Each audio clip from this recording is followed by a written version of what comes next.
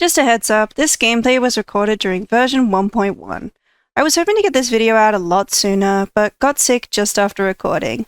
Thanks for waiting for it. Enjoy! I knew this challenge was going to be easy, but I worry I've made things too easy on myself by waiting to do more of the faction challenges.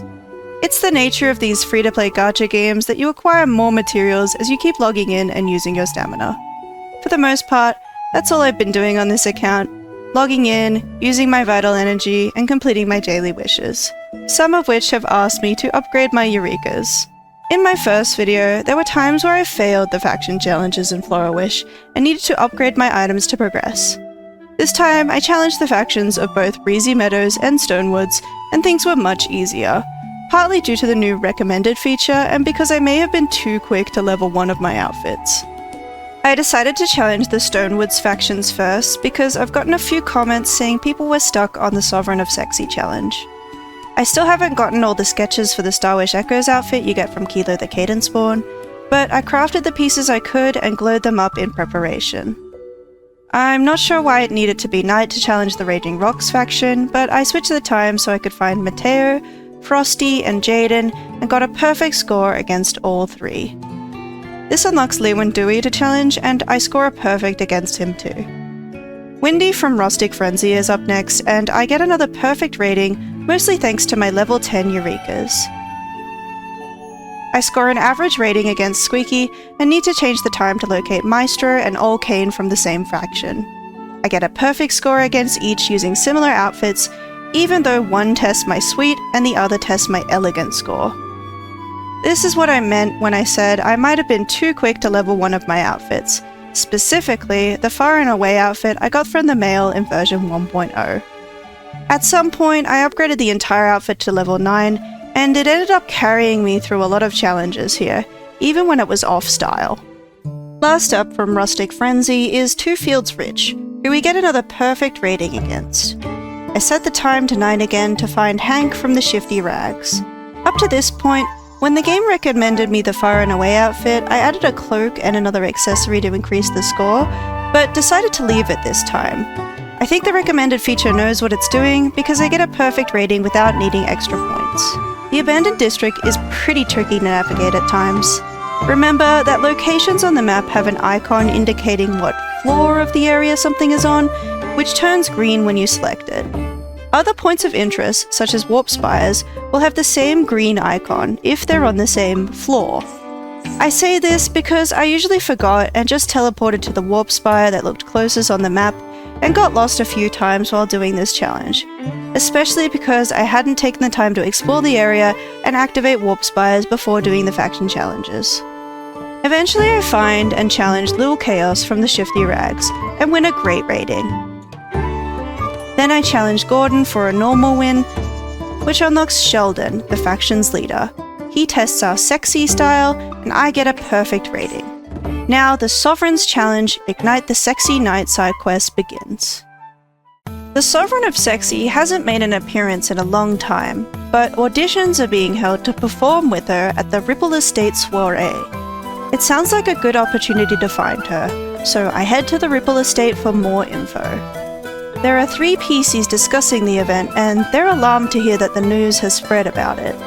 When Nikki states her goal of collecting the Sovereign medals, Jenny tells us we need to impress the preliminary judges in order to be allowed a personal interview with the Sovereign of Sexy. We win a great rating against Pome, and a normal rating against Charlie. They tell us where to find the Sovereign of Sexy, and after completing a minigame, I'm able to be launched up to the right spot. The mysterious Sovereign of Sexy doesn't show us her face, and instead of the fancy cutscene the other Sovereigns get, it feels like a regular styling challenge. We score an average rating, which means we haven't quite passed the audition to perform at the Ripple Estate soiree, but it is enough to get the Sovereign of Sexy medal.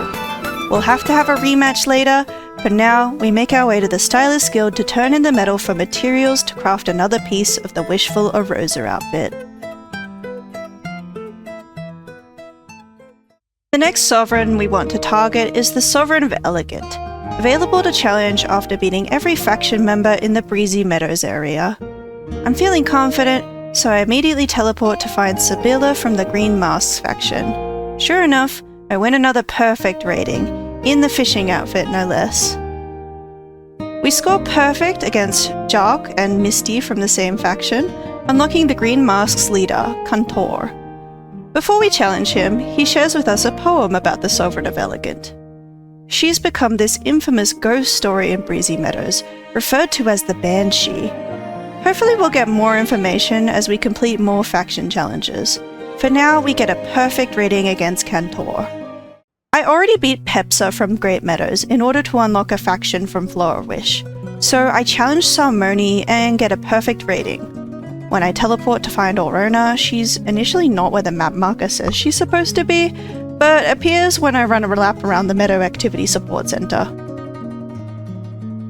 I score another perfect win and can now challenge Marion for another perfect rating using the Far and Away outfit again. Hopefully you aren't sick of seeing it yet, because that's what I used to win a perfect against the Great Meadows faction leader as well. Now we can find members of the Rangers faction to challenge. We win a perfect against Mia and Renee with the same outfit again, but at least we get to spice things up against Craig. We win perfect against him too, and can challenge the Rangers leader, Unraki.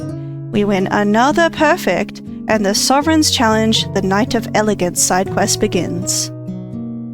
Nikki decides to ask Data at the Stylist Guild for info she has on the Banshee. She directs us to the Shimmer Pond in Breezy Meadow, where she's been said to show up at night. We make our way over, and sure enough, we're pulled into a styling challenge against the Banshee. Just like with the Sovereign of Cool, we just need to get more points than she does to get that normal victory for the Sovereign's medal. We end up beating her by around 10,400 points. Nikki says she can sense that the Banshee is really sad and in pain, but that we're not strong enough to help her just yet. We'll have to rematch her and complete this side quest in the future. I'm just happy to get the Sovereign's medal for now. After trading it into Data and crafting another sketch, we're at 7 out of 8 pieces for the Wishful Aurosa outfit. I didn't follow a guide while playing on this account, but after I finished recording the gameplay for this video, I had a look at the strategy help channel in the Infinity Nikki Discord. I think a lot of people interested in this series want to know what free-to-obtain outfits they should use to complete styling challenges, and indeed, my idea behind this account was to show that you don't need the gacha to progress. But after looking at the guides on Discord, I realized that the outfits I used are not the most optimal ones. If you want to min-max your resources, I highly recommend looking at those guides on what you should use to get both normal and perfect ratings against the faction challenges. I still want to work on this account and show how many clothing items and how far into the story you can get without pulling on the gacha. I just need to beat the Sovereign of Fresh next to be able to complete the Wishful Aurosa outfit and get started on the next Miracle outfit that came out in version 1.1. Hopefully you're looking forward to that. Bye!